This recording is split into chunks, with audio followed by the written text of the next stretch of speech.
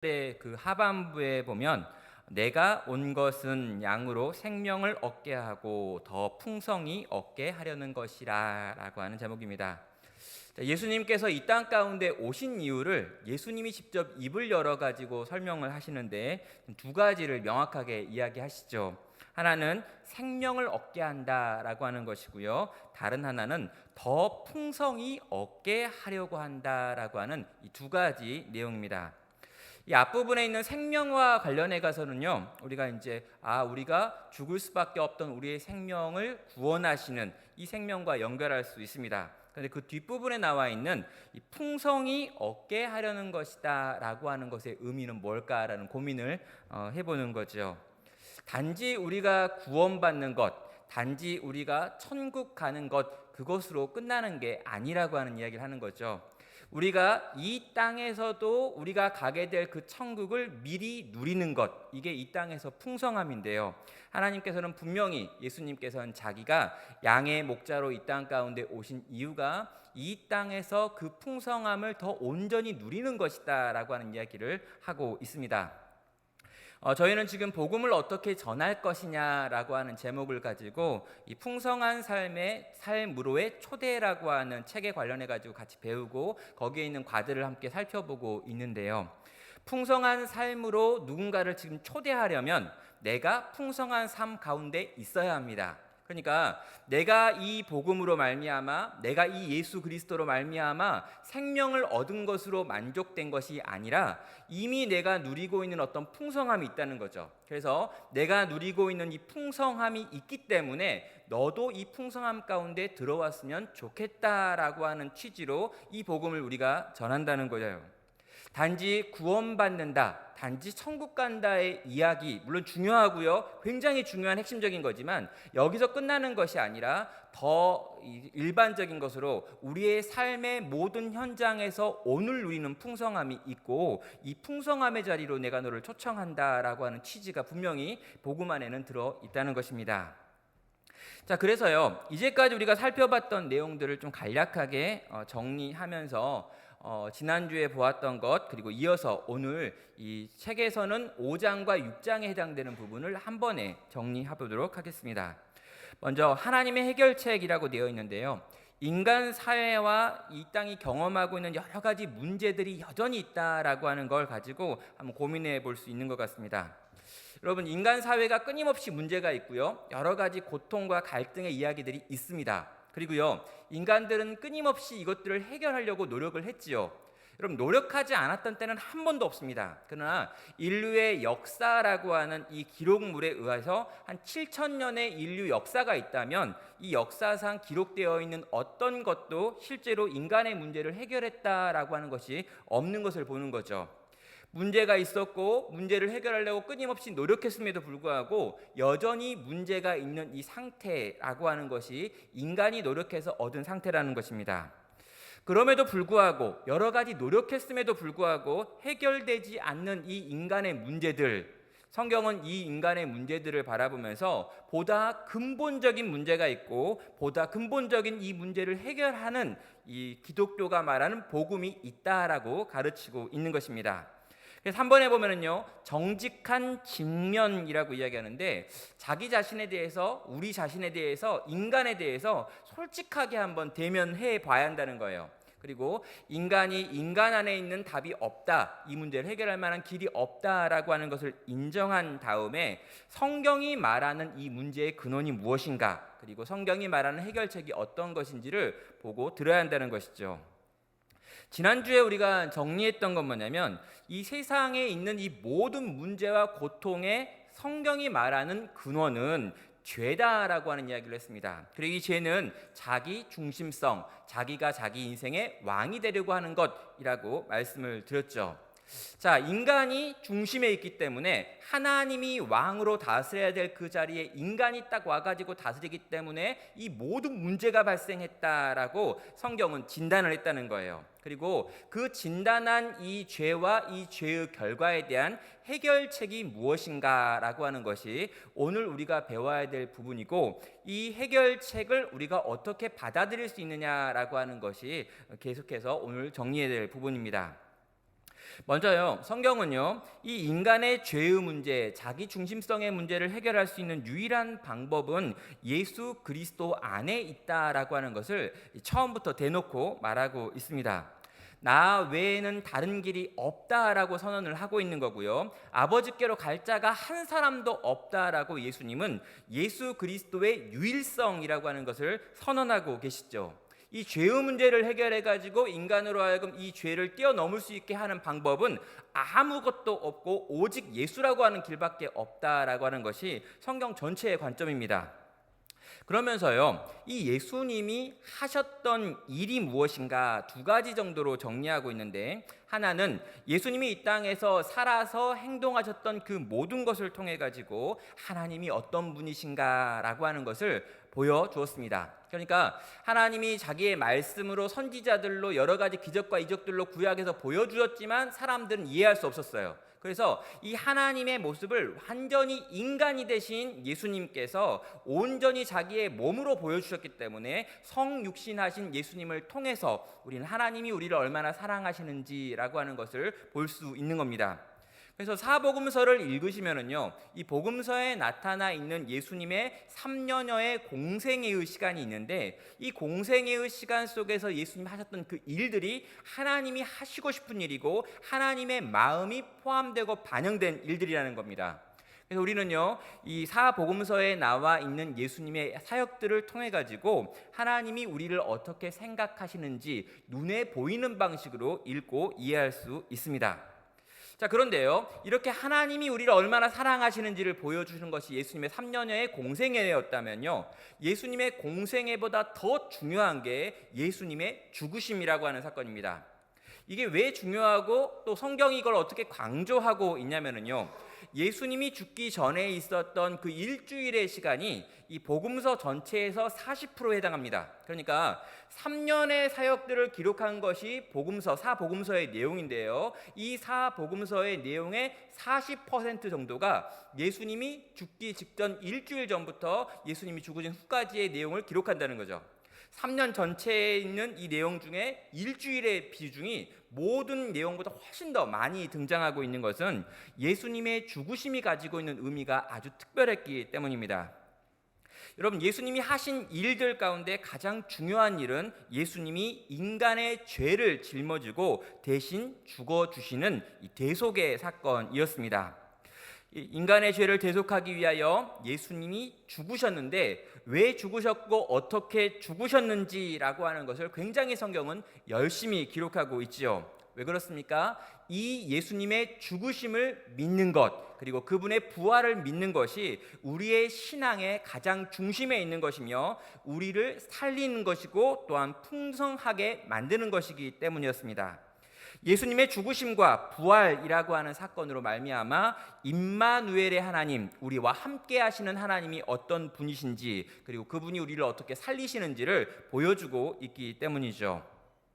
자, 우리가 이 예수님의 이 사역과 예수님의 죽으심, 그리고 그 죽으심의 의미라고 하는 걸 이제 배웠다면은요, 이 사건, 이 일에 관하여서 우리가 인격적인 반응을 보여야지만 우리는 구원을 받을 수 있고, 우리가 복음을 전하는 그 사람도 이 사건에 대하여 인격적인 반응을 보여야 합니다.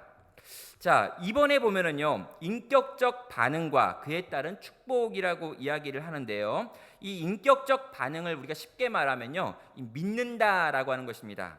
예수님이 행하신 일들과 그의 죽으심과 부활의 사건에 대하여 믿음이라고 하는 것을 인간이 보여줘야 되는데 그걸 인격적 반응이라고 하는 단어를 쓰고 있죠. 왜 그렇습니까? 여러분, 왜 예수님이 십자가에 달려 죽으시고 부활하셨기 때문에 인간의 모든 죄를 다 사하셨다면 그걸 믿거나 안 믿거나 모든 인류의 죄를 다 그냥 사하시면 될 텐데 왜 굳이 또 믿음이라고 하는 절차를 주었는가라고 하는 질문이 우리 가운데 있기 때문입니다.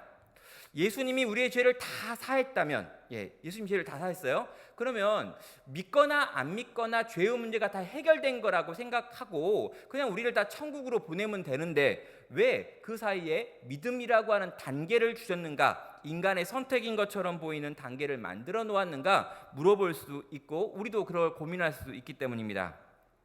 실제로 이 고민은요, 만인 구원론이라고 해가지고요, 모든 사람을 위해서 예수님이 죽으셨기 때문에 모든 사람이 다 죄가 사하졌다, 천국밖에 없고 지옥은 없다라고 하는 주장을 하는 사람들이 이런 이야기를 하고 있습니다.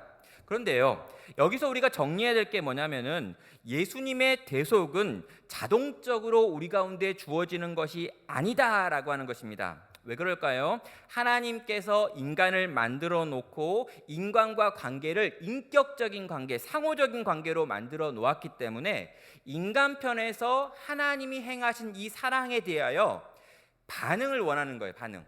자, 무조건적으로 이 사랑을 그냥 받고 이 사랑에 대하여 선택의 기회도 없는 존재가 인간이 아니라 처음부터 인간에게 하나님이 맺고 싶었던 관계는 인격적인 관계였고, 내가 사랑을 베풀지만 네가 이 사랑에 대하여 수용할지 말지를 결정할 수 있다라고 하는 자유의지를 준 존재로 처음 인간을 창조하셨기 때문에요, 인간의 구원 문제도 마찬가지라는 겁니다.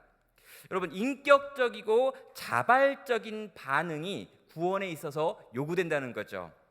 여러분, 이건요, 우리가 이 창세기 맨 앞부분에 가가지고 창세기 1장, 2장, 3장에서 특별히 3장에 보면은요, 선악을 알게 하는 나무를 그 에덴 동산의 한 중앙에 두었다라고 하는 것을 통해서 볼 수 있습니다.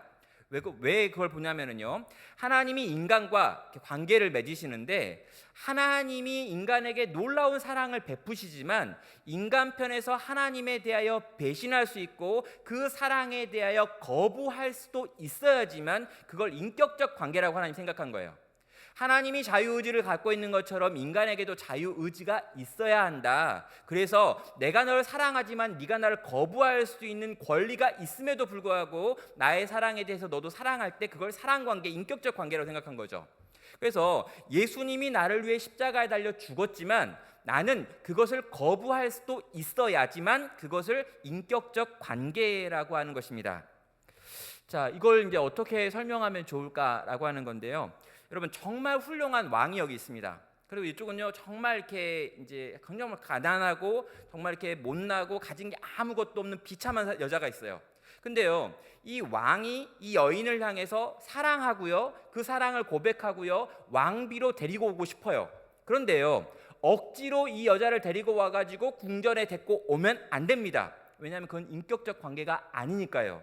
이건 주종 관계고요, 로봇과 이 주인의 관계인 거고요, 짐승을 다루는 방식인 거예요. 인격적 관계라면요, 이 여인에게도 거부할 수 있는 자유가 있어야 합니다. 여러분, 하나님은요, 정말 서로가 피차 서로 사랑하는 것, 서로가 서로에 대하여 자발적으로 헌신하는 걸 원했던 거죠. 그래서 이 여인이 왕이 자기한테 결혼한다는 것이 얼마나 큰 축복인 줄 안다면 거기에서 자원하는 마음으로 내가 당신과 함께 살겠습니다 라고 하는 것을 표현하고 드러나기를 바라시지, 네가 뭔지 알아? 너는 정말 비참해, 내가 너를 데려가 주는 것만 해도 큰 은혜야, 따라와 라고 해가지고 멱살을 끌고 데려가지 않는다는 것입니다. 에덴 동산에도 그랬고 예수님의 십자가 죽으심의 사건도 그렇다는 거예요. 예수님의 십자가 죽으심의 사건이 너를 위해 엄청나게 희생을 한 거야. 너는 이 사건을 받아들이기만 하면 엄청난 복을 누릴 거야. 그러나 네가 선택하는 거야 라고 하는 선택 권한을 이 인간 편에 두심으로 인격적 관계 안에서 하나님의 사랑 앞에서 그가 자발적으로 반응하기를 하나님은 지금도 원하고 계신다는 것이죠. 하나님께서 우리의 인격적 반응을 우주의 가장 중요한 원리로 처음부터 만들어 놓으셨기 때문에 하나님은 자신이 만든 이 원리를 포기하지 않는 것입니다. 그래서요, 하나님이 자기 아들을 내어주시는 엄청난 희생을 했음에도 불구하고 인간 편에서 그 하나님의 희생에 관하여 받아들일지 말지라고 하는 것을 결정하는 것처럼 보이는 믿음이라고 하는 이 고백을 지금 원하고 계신 거죠. 그래서 복음을 다 들려주고 그 복음을 들려주었는데도 불구하고 그가 노라고 말하면 그에게는 이 복음이 효력이 없고 생명도 풍성함도 없게 만들어지는 것이 처음 하나님이 만드신 이 중요한 인간에 대한 원리였다는 것입니다. 자, 그래서요, 이 인격적 반응을 보여가지고 예수 그리스도가 보이신 그 크신 사랑에 대하여 내가 수용한다면 그는 이런 것들을 받게 되는데요. 하나님이 주시는 무조건적인 사랑과 궁극적인 삶의 목적을 발견함으로 말미암아 참된 인간이 누리는 행복을 누릴 수 있게 되는 거예요. 그런데 이것을 누리지 못할 수도 있는 거죠. 인격적인 반응으로 하나님께 나오지 않는다면 말입니다. 여러분, 하나님이 주시는 것들이 무엇이었는지는 우리가 둘째 시간을 통해 가지고 배운 적이 있습니다. 참된 행복의 조건을 이야기하면서 무조건적인 사랑을 이야기했죠. 나는 절대적인 존재에게 절대적인 사랑을 받는 존재이다라고 하는 것, 이게 하나님이 우리를 무조건적으로 사랑할 때 누리는 행복이고요. 두 번째로요, 인생의 목적과 의미를 알 수 없었는데 하나님을 만나고 하나님을 경험하면 실제로 그 하나님 안에서 인생의 궁극적인 이유를 발견하고 삶의 목적과 목표를 발견하게 되어지므로 행복할 수 있다라고 말씀을 드렸습니다. 참된 행복, 그러니까 이 땅에서의 풍성함이라고 하는 것을 예수 그리스도를 믿는 믿음을 선택했을 때 우리는 누리게 되는 것입니다. 자, 그런데요, 이제 조금 더 들어가 가지고 그 인격적 반응, 믿음이라고 하는 것이 담고 있는 내용이 무엇인가라고 조금 더 세부적으로 들어가 봅니다. 여러분, 그 인격적으로 우리가 하나님 앞에 반응한다, 하나님이 나를 얼마나 사랑하시는지에 대하여 내가 반응하는 그 인격적인 방식에는요, 다음에 네 가지 특성이 들어 있습니다. 첫째는 뭐냐면 자신의 죄인됨에 대하여 인정하는 거죠. 내가 내 인생의 주인 노릇을 했습니다라고 하는 것을 정직하게 고백하고 인정하는 겁니다. 내가 죄인입니다라고 하는 고백을 하는 거죠. 제가 이제 얼마 전에 제 아들과 같이 이렇게 앉아가지고 또 이렇게 대화를 나누는데 이제 그런 이야기를 하더라고요. 제 아들이 자기가 몇 번 자기가 하나님 때문에 울었던 적이 있다라는 이야기를 하는 거예요. 그래서 제가 이제 생각을 했죠. 네가 몇 번이나 울었는데 너 요즘 설교 시간에 거의 안 듣는 것 같은데, 뭐 그렇게 이제 이야기를 했거든요. 근데 아빠, 모르는 소리 하지 말라고, 제가 몇 번 말씀을 들을 때도 울었고 혼자 있으면서도 하나님 때문에 울었던 적이 있다는 거예요. 그래서 제가 언제 그런 걸 느꼈니 그랬더니 아마 아빠 제가 5살인가 6살인가 있었는데 그때 소파에서 울었던 거 기억나네요. 그래가지고 내가 얘기를 했죠. 그랬더니 자기가 이제 다 기억. 뭐였냐면 내가 죄인인 걸 그 소파 위에서 깨달아가지고 5살 때 얘가 막 울면서 이야기했던 적이 있었거든요. 그러니까 실제로 내 인생의 주인 자리에 내가 있고 하나님을 내 인생의 주인으로 모시지 않았다라고 하는 내가 죄인이다라고 하는 것을 깨달아서 그 앞에서 그걸 인정하고 그랬던 나에 대하여 회개하면서 눈물을 흘렸던 일이 제 아이에게 있는 거예요. 그걸 또 기억하고 있더라고요. 지금은 엉망이지만 그때 자기가 굉장히 신실했다는 걸 고백했었습니다. 여러분은 어떠신가요? 나의 죄인됨에 대한 인정이 여러분의 신앙생활 가운데 있었는가라고 하는 걸 묻고 있는 거죠. 인격적 반응 가운데 첫 번째는 바로 죄인됨에 대한 인정이기 때문입니다. 두 번째는요, 믿는 것입니다. 그런데 이 믿음의 내용이 뭐냐면요, 죄인인 나를 하나님께서 사랑하셔서 그 아들이 대신 죽었다라고 하는 예수 그리스도의 이 땅에 오심과 죽으심과 부활하심에 대하여 믿는 믿음입니다.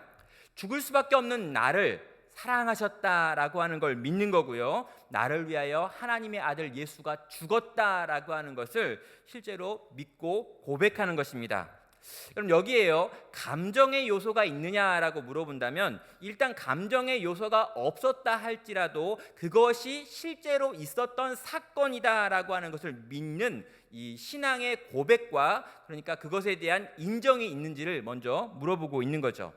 여러분, 믿음은요, 믿음이 좋다라고 하는 것은요, 내가 절대로 천국에 갈 거야, 지옥에 가지 않을 거야 라고 하는 것을 믿는 믿음이 아니라 예수 그리스도가 나를 위하여 십자가에 달려 죽으셨다라고 하는 이 사실에 대한 믿음입니다. 이 일이 실제로 일어났고 이 일이 내게 적용될 거다라고 하는 것을 믿는 믿음이죠. 자, 거기서 끝나는 게 아니고요, 회개라고 하는 것으로 반드시 연결되어집니다. 하나님께 돌아서서 하나님의 다스림 아래서 살아가기를 선택하는 것이죠. 단지 내가 잘못 살았던 것을 후회하는 정도가 아니라 나의 삶의 방향이 바뀌고 내 인생의 주인이 하나님이시기 때문에 이제 그 하나님이 원하시는 방식으로서의 삶이라고 하는 것이 추가적으로 따라오고 있는 것입니다. 그런데요, 이런 부분을 이야기할 때도 잘못하는 게 뭐냐면 실제로 내가 이것을 선택하고 결단하고 마음을 먹었다라고 생각하는 일들이 있는 거예요. 그런데 그것이 그렇게 되지 않죠. 여러분, 이 회개라고 하는 것마저도요 하나님의 은혜의 선물이다라고 이야기하고 있습니다. 우리가 돌아갈 수 있도록 하나님께서 길을 열어주시고 마음 가운데 감동도 주시고 그것을 깨닫게도 하여 가지고 우리로 하여금 이 돌이키는 삶을 살 수 있게 한다는 거죠. 원래 인간 존재가 돌이킬 만한 능력과 힘이 없는 존재인데도 불구하고 하나님이 은혜를 주셔가지고 우리로 하여금 뒤집어져서 이 길을 걸어가게 만들어준다라는 거예요. 그리고 마지막은요 성화라고 기록이 되어 있습니다. 하나님이 인도하시고 양육하시는 삶을 살아가면서 변화라고 하는 것들을 경험하며 점점 더 예수 그리스도의 장성한 분량에 충만한 데까지 자라가는 일들이라고 하는 것을 성화라고 부르는 거죠. 그래서 이 네 가지를요 전부 다 인격적 반응이라고 지금 부르고 있는 거예요. 그래서 내가 예수 그리스도에 대한 진리를 보고 들었습니다. 그러면 이 진리 앞에서 내가 죄인인 줄 깨닫고 예수님이 나를 위해 그렇게 죽었다는 걸 믿는 믿음을 가질 뿐만 아니라 돌이켜 회개하고요. 그리고 내가 점점 더 그리스도를 닮은 모양으로 변화되어지는 성화의 길을 걸어가는데 중요한 하나 이렇게 포인트가 뭐냐면요. 이걸 단지 그냥 시작해가지고 끝까지 쫙 있는 1단계, 2단계, 3단계, 4단계로 여기면 안 됩니다. 무슨 말이냐면요. 죄인됨을 인정한다라고 하는 것을 예수 믿을 때 딱 한 번 일어나는 일이라고 생각하면 안 돼요. 여러분 어떤 일이 벌어집니까? 여러분 죄인됨을 인정하고요. 예수님을 믿게 되고요. 회개했어요. 그런 다음에 성화의 길을 갑니다. 그런데 이 성화의 길을 가다 보면요. 내가 이전에 깨달았던 죄인됨이 굉장히 미비한 거였다라고 하는 걸 깨달으면서 내 죄인됨을 더 깊이 깨닫게 됩니다. 그리고 내가 믿는다고 했지만 내 믿음이 정말 얄팍한 믿음이었구나라는 걸 깨달으면서 더 깊은 믿음으로 나아가요. 그리고 회개한다고 했지만 내 회개가 얼마나 천박한 수준이었는가라고 하는 걸 깨달으면서 더 깊은 회개로 들어갑니다. 그러면서 더 깊은 성화로 나아가죠. 그래서 1번부터 시작해가지고 4번으로 끝나는 게 아니라 점점 더 큰 원을 그리는 이 동심원, 점점 더 큰 원을 그리는 거예요. 그래서 점점 더 내 회개도 깊어가고 죄인됨도 더 깊이 깨달아가고 그런 다음에 더 깊은 성화로 나아가는 이 신앙의 여정이라고 하는 것이 성도가 이 땅에서 걸어가는 여정이라는 거죠. 그래서요 여러분 죄인됨에 대하여 20년 전에 깨달았다 끝나면 안 돼요. 20년 전에 깨달은 죄인됨과 20년이 지난 지금 깨닫는 죄인됨은요 다른 거라는 거죠. 훨씬 더 깊은 죄가 있어요. 그래가지고요 그 5살 때 깨달았던 죄보다 11살이 된 이 아이가 깨닫는 죄가 더 깊어져야 되는데 왜 그런지 모르겠지만 점점 더 얕아져가지고 지금 거의 죄인이 아니라고 막 살아가고 있지만 아무튼요 우리의 신앙의 성숙은 실제로 점점 더 이렇게 깊어지고 넓어지고 높아지고 길어지는 방식으로 자라간다라고 하는 여정임을 기억할 필요가 있습니다. 그래서요 인격적 반응이라고 하는 게 뭐냐라고 할 때요 이건 기계적인 반응이 아니라는 겁니다. 그러니까 이게 몇 가지 지식에 대하여 내가 머리로 끄덕끄덕 하는 것이 아니라 삶 전체로 이것에 대하여 반응하는 거예요. 그래서 한번 이제 생각을 해보고 예를 한번 생각해 봤습니다. 자, 예수님이 나를 위해 십자가에 달려 죽으셨다라고 하는 것이 진리의 핵심이었어요. 그런데 여러분 이 진리의 핵심인 예수님이 나를 위하여 십자가에 달려 죽었다라고 하는 이 내용을요 여러분 제가 지금 이렇게 묵상을 하는 거죠. 근데 여러분 이 묵상이 10년 전 20년 전 묵상과 똑같을까요 다를까요 라는 질문인 거죠. 우리 성도님들 어떻습니까? 여러분 다릅니다. 왜냐하면 내가 얼마나 죄인인지를 그때보다 지금 훨씬 더 많이 보거든요. 그리고 하나님이 얼마나 위대하시며 예수님이 얼마나 높이 계신 분이었는지 여러분 우리가 시간이 가면 신앙이 성숙해 가면 더 많이 보게 되잖아요. 근데 그분이요 얼마나 아래까지 얼마나 비참하게 내려오셨는지 우리가 십자가를 이해하면 이해할수록 더 깊이 이해하게 된다는 거죠. 여러분 그러면요 그분을 향한 사랑이 더 커지고 더 깊어지고 더 강해지는 거죠. 여러분 결코 이 인격적 반응이라고 하는 이 반응은요 그냥 우리가 고개를 끄덕이고 옛날에 내가 그걸 고백했다라고 끝나는 문제가 아니다라는 겁니다. 우리의 신앙이 깊어갈수록 점점 더 깊어지는 것으로 인격적 반응인 이 믿음의 반응은 나타나고 있습니다. 자 여러분 이 복음의 내용을요 우리가 지금 들었습니다. 이 복음의 내용을 들은 우리가 취할 수 있는 반응은 몇 가지가 있을까라고요 보면요 5가지를 이야기하고 있죠. 기독교의 기본 진리, 성경의 핵심 메시지를 듣고 인간이 보이는 5가지 반응입니다. 1번은 기뻐하는 거고요. 2번째는 재헌신하는 것입니다. 3번째는 영접하는 사람이 있고요. 또 어떤 사람들은 내가 영접할 수 없다, 아직은 잘 모르겠지만 좀 더 탐구하기를 원한다라고 말하는 사람도 있습니다.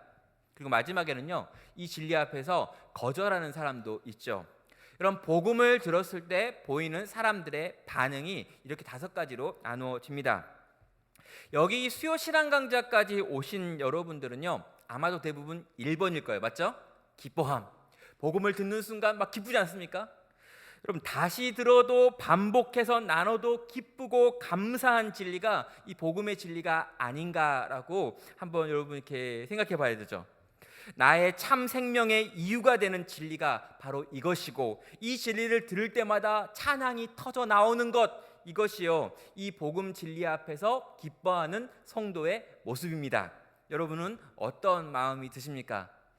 제가 예전에 이제 그 청년 사역을 열심히 할 때 그런 일이 있었습니다. 목사님 맨날 똑같은 설교하는데 지겹지 않냐요? 왜? 그랬더니 맨날 십자가 이야기를 하는데 그 십자가 이야기를 하면서 우는 게 처음에는 너무 이렇게 좀 약간 이렇게 가식처럼 느껴졌는데 2년 연속 그렇게 울고 있으니까 가식은 아닌 것 같고, 이런 이제 생각이 들었다고 저한테 물어봤던 형제가 있었습니다. 지금도 있고요. 근데 정말 여러분 이 십자가의 이야기가 여러분 식상한 이야기입니까? 예수님이 나를 위하여 십자가에 달려 죽으셨다라고 하는 이야기가 어느 순간부터 식상한 이야기고 이제는 더 이상 감동이 없고 그 다음에 있는 무슨 심화 과정을 더 듣고 싶은 마음이 있으십니까? 여러분 그러면요 굉장히 이상한 거예요. 여러분 이 이야기보다 더 나은 이야기가 없습니다. 이 이야기보다 더 중요한 이야기가 없고 이 이야기보다 더 소중한 이야기가 없기 때문에 이 이야기를 함께 할 때마다, 들을 때마다, 되뇌일 때마다 우린 기쁨과 감사와 감격이라고 하는 것이 막 흘러 넘쳐야 되는 거라는 거죠. 이게 성도가 복음 앞에서 보여야 되는 기본적인 건강한 반응입니다. 우린 평생 이 십자가 이야기 할 겁니다. 아마 제가 여기 있는 동안 계속 이야기를 할 거고요. 우리도 계속 그 이야기를 들을 겁니다. 들을 때마다 기뻐할 겁니다. 왜 그렇습니까? 이 이야기가 우리 살린 이야기고 이 이야기가 우리를 풍성하게 만들 거니까요. 그런데요 2번째 반응을 보면은요 재헌신이 필요한 사람도 있습니다. 과거에는 이 이야기가 굉장히 기뻤는데 현재에는 이 이야기를 별로 기뻐하지 못하는, 기쁨을 잃어버린 사람들이죠. 여러분 이분들은 어떻게 합니까?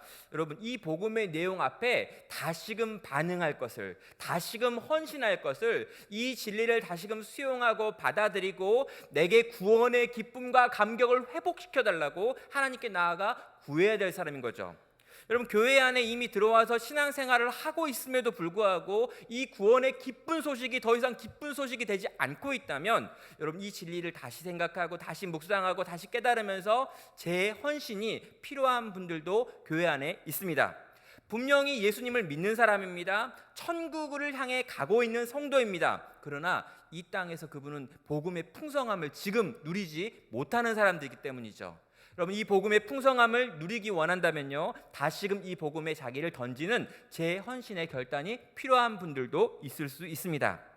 여러분 3번째 부류는요 영접해야 되는 사람이 있습니다. 또 영접하는 거죠. 여러분 모태신앙이었다고 해가지고 그 사람이 다 예수를 믿는 사람이고 구원받는 사람이다 라고 할 수 없습니다.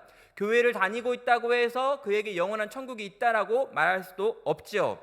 여러분 그는요 정말 이 진리를 보고 들은 다음에 이 진리 앞에서 인격적인 반응을 보여야 합니다. 어떻게 해요? 내가 이 진리 앞에서 이 진리를 믿고 이 진리 앞에서 내가 죄인임을 고백하고 내가 이 예수 그리스도 앞에서 회개하고 돌이켜 내 인생의 주인을 당신으로 모시겠습니다 라고 하며 성화의 길을 걸어가겠다라고 하는 결단의 고백을 해야 하는 거죠. 그걸 영접 기도라고 이야기를 하고요, 그걸 영접했다라고 하는 말을 하고 있습니다.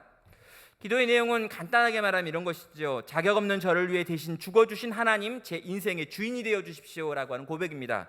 예수님을 향해서 내 인생의 구세주와 주인이 되어달라라고 하는 고백을 하는 것, 그래서 내게 와서 내 인생의 왕이 되어달라라고 하는 고백을 하는 것, 이걸 영접기도라고 이야기합니다.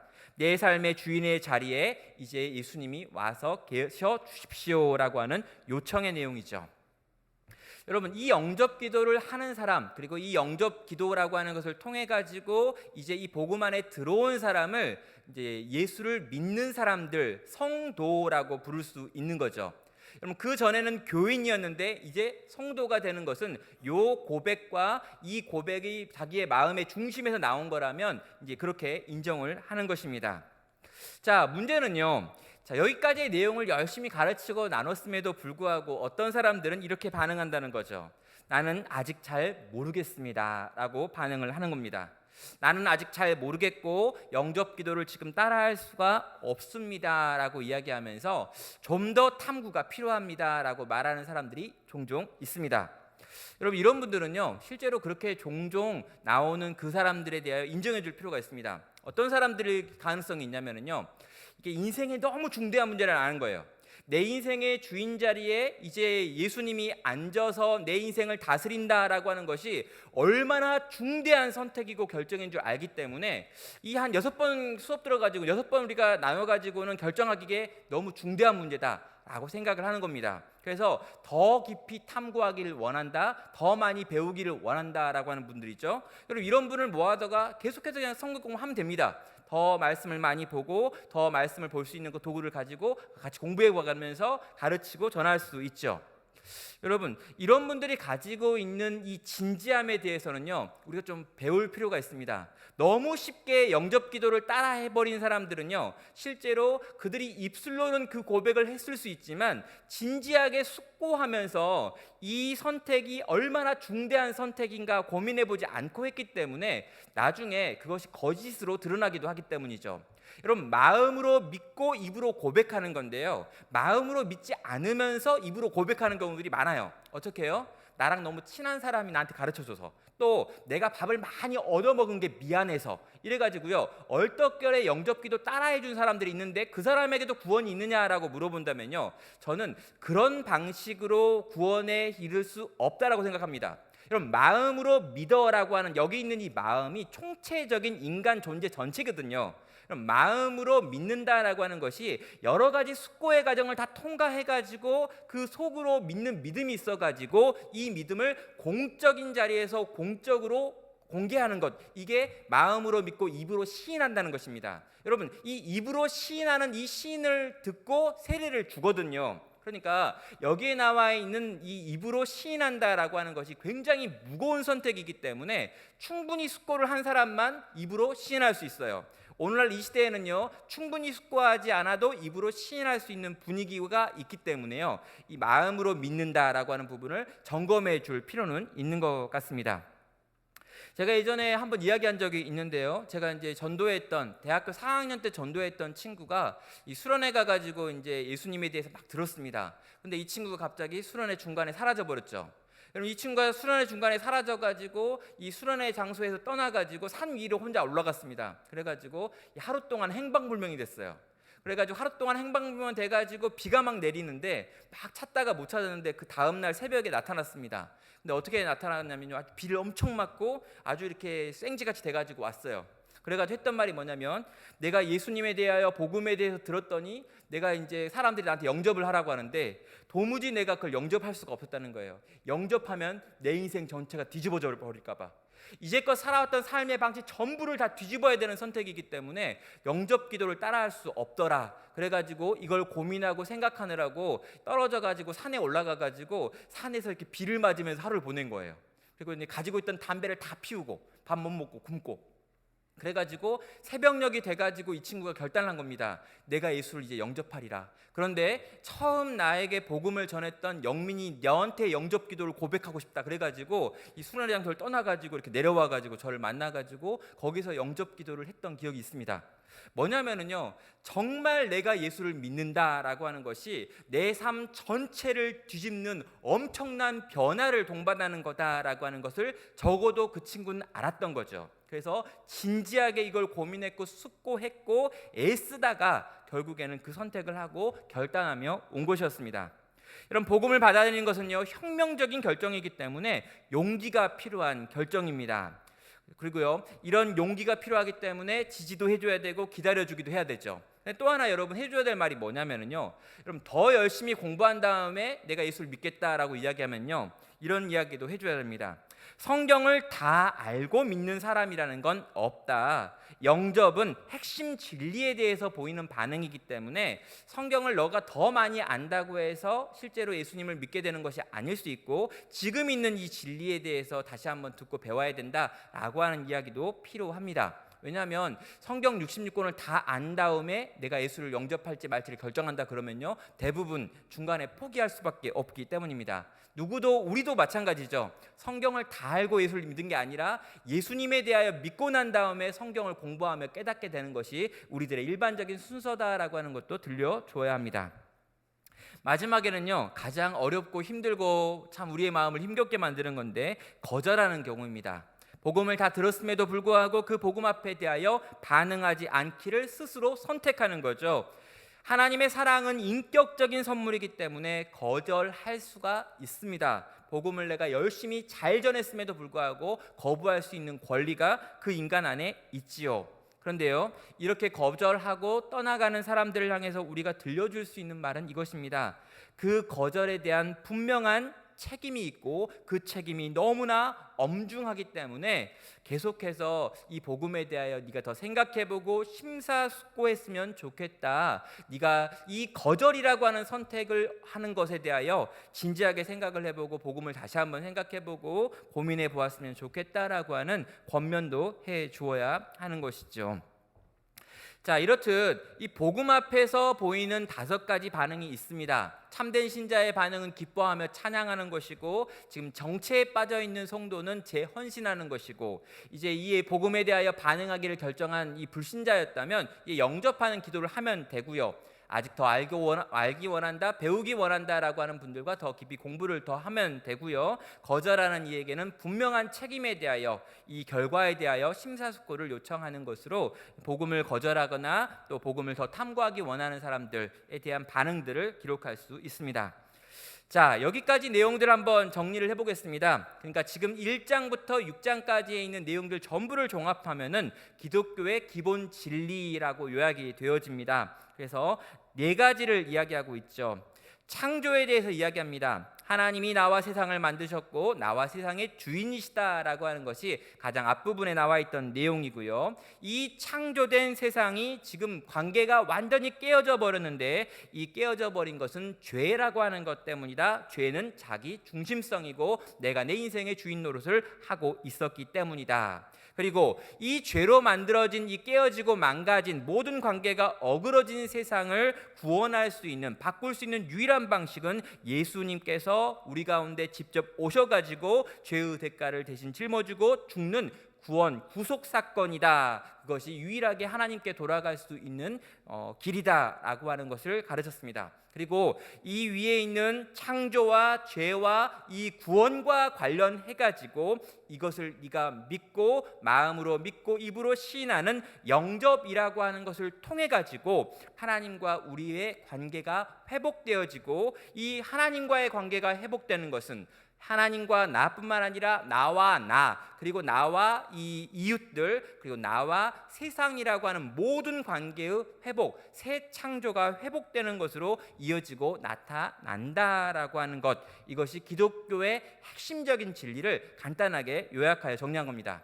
그래서 여러분, 성경 66권에 있는 내용, 우리가 가지고 있는 이 귀한 하나님의 말씀 전체를 요약한다. 그래서 핵심적인 진리가 뭐냐라고 물어보면은 이 창조와 이 죄, 타락과 구속, 그리고 이 창조와 타락과 구속을 어떤 식으로 내가 가져올 것인가라고 하는 이 네 가지 문장으로 요약이 되어진다라고 지금 이 책은 요약하고 있고, 이것에 대하여 더 깊이 더 온전히 묵상할 것을, 내가 더 많이 준비되고 이것이 내게 기쁨이 되고 감사가 되어지고 이걸 잘 가르칠 수 있도록 준비하라고 권면하고 있습니다. 몇 가지로 이제 전체 내용을 요약하면서 적용하는 부분들이 나와 있습니다.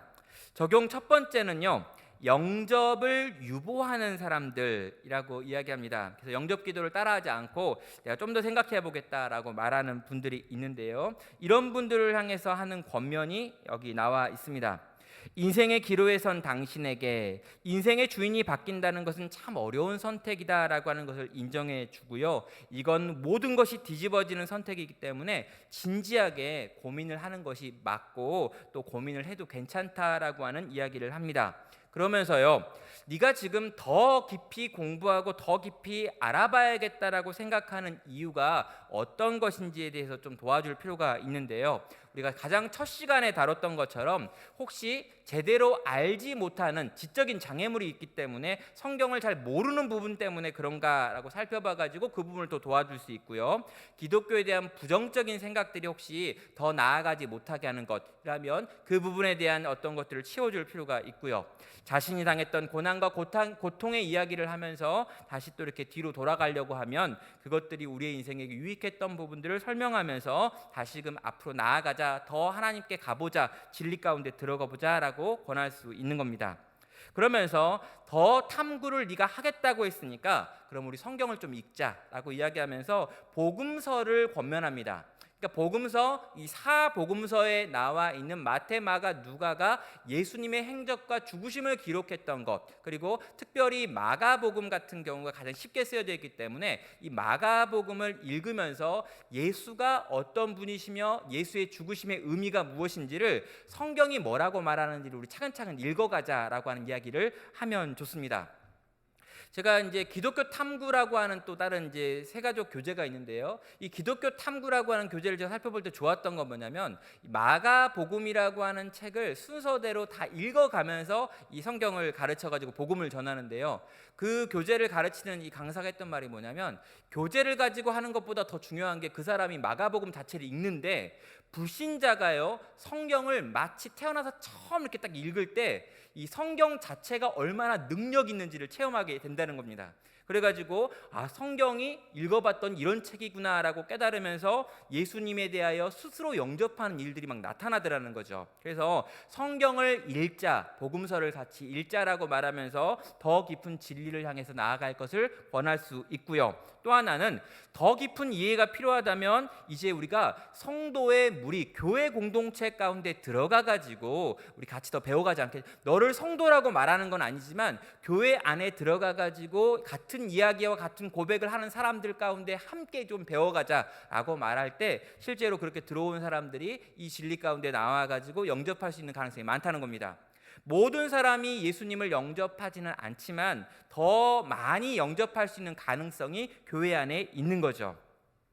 또 변화가 없는 이들에게 주는 권면은요, 어떤 거냐면, 복음을 수용하고 진리에 동의했음에도 불구하고 변화가 없는 경우들이 있습니다. 그러니까 내가 예수님 영접한 적 있거든요, 어렸을 때 세례도 받았거든요 라고 말하는데 아무런 변화가 없는 사람들이 있어요.